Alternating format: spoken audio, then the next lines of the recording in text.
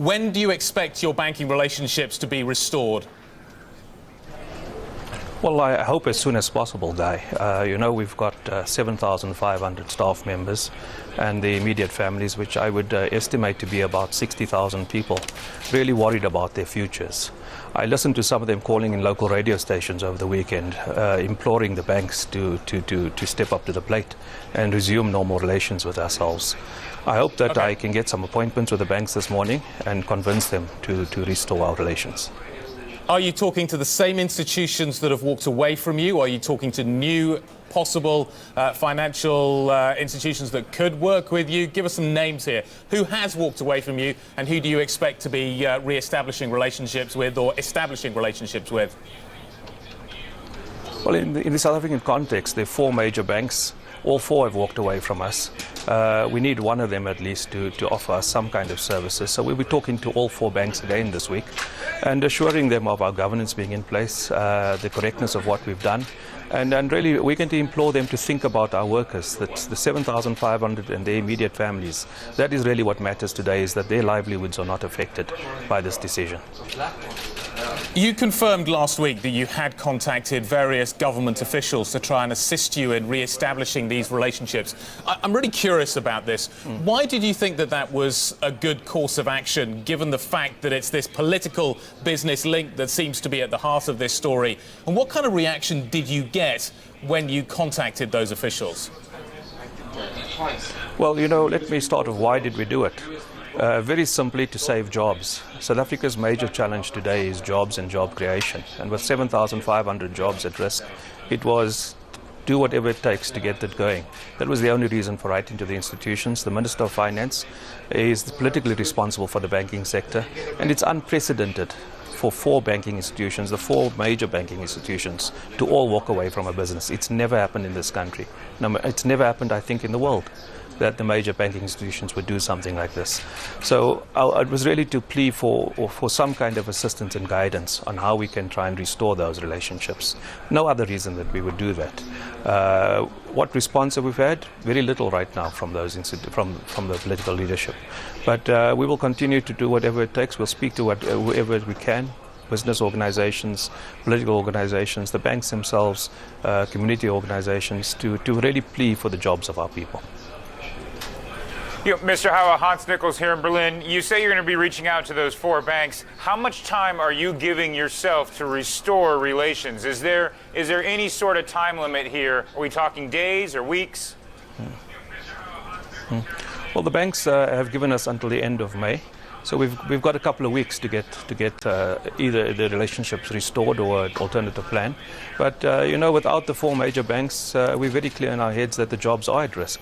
And in fact, I think with one of our businesses, we may need to take some drastic measures this week, because that business works with all 4 banks, and its revenues will be impacted immediately that the banking services are withdrawn. So there we may need to take some very serious and drastic steps this week already with one of our businesses. What is odd about this, as you've already highlighted, is 4 major banks walking away from a company en masse. That strikes you, I'm sure, as odd. That strikes me, I think, as odd. What do you think sparked this? Was there coordination between these banks? Was there pressure put on them by somebody else, a third party, for them to walk away? Did a new piece of information become available? Why did it happen so suddenly and with all 4 major banks being involved at the same time? Well, I'm answering 2 ways. I got asked by one of the editors of one of the major financial institutions whether we believe there's a third force at hand. We don't have any concrete evidence of that, so I don't want to make that assumption. That assumption was made by the editor of Financial Mail. But, clearly, as I say, it's unprecedented. It's never happened before. And, particularly in a country where we've had major corruption scandals, where the banks have never taken those steps against any other business. We're the first business that suffered this kind of action.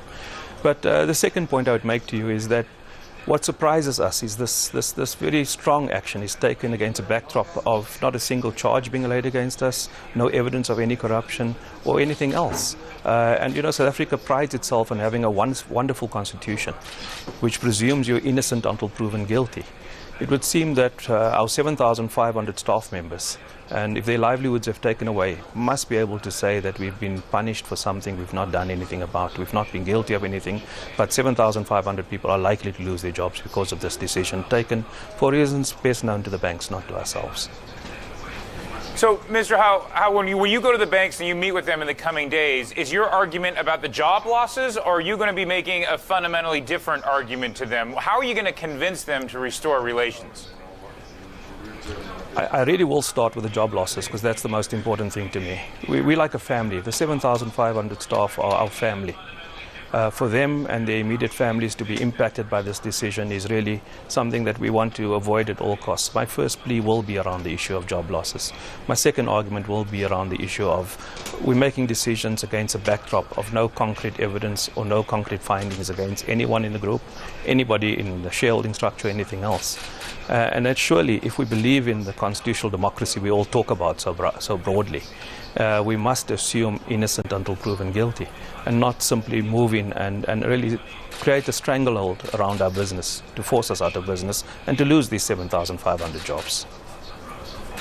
Just to follow up on that point, though, it's the Guptas' relationship with the business that obviously is causing the financial institutions their concern, and their concern surrounding the political scandal. Do you think that the action taken thus far by your shareholder is enough to convince the banks, or do you think that actually you guys are going to need to talk about maybe your shareholder divesting the stake in the business? Well, I think that's not a decision for me to take. That's a shareholder decision on whether they want to divest or not, and there's no indication at this point that they want to do that. But I think, from our point of view, I think the shareholders have taken what I think is a big sacrifice. They've made a big sacrifice to save the 7,500 jobs. And I would argue that that should be enough for the banks to do the right thing to save these jobs right now. Okay. Have you spoken to the shareholder over the last... Well, have you spoken to the shareholder since Friday? Have you spoken to the Guptas since Friday? No, I've not. I've not. They've taken a decision to distance themselves from the business, and they've lived up to that decision. And they've left us as the management team to take charge of the business on a day-to-day basis.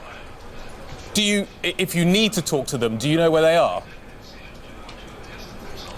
Certainly I know where they are. They've not in hiding. They've not fled the country. So certainly I know where they are.